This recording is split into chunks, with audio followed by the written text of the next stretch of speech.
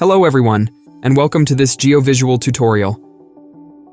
Today we'll explore how you can generate ground vegetation, like grass, in GeoVisual.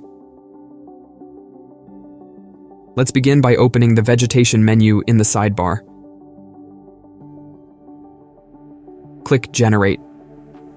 You'll receive a warning that this process may take a while. It will take longer if you've imported a large DEM. Now let's move forward. Your camera has moved up, revealing many boxes. These boxes can be selected to indicate the areas of your project where you want vegetation. You can select any box with a simple click. You can also use multiple selection techniques. Hold Shift and click to add objects to your selection. To deselect, click the object again while holding Shift. Hold Control to draw a selection box around multiple objects. While selecting areas, you can also choose whether to include the DEM.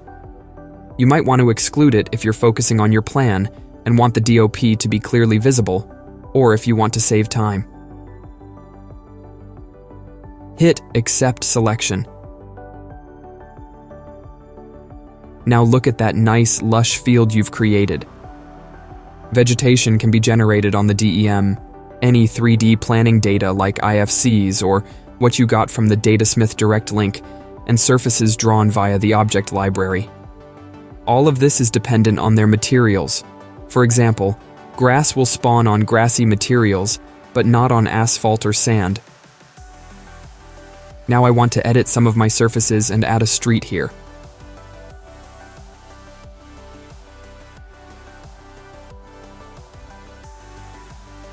The vegetation doesn't match anymore, so I'll need to regenerate it.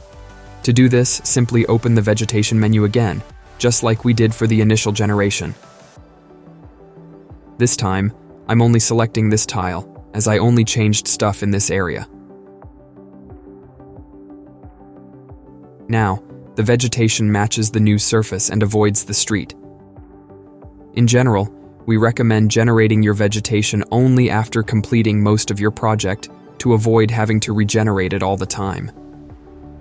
In the vegetation menu, you can toggle the visibility of your vegetation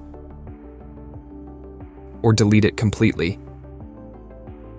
Now you're well equipped to add ground vegetation to your GeoVisual projects. See you soon. Cheers.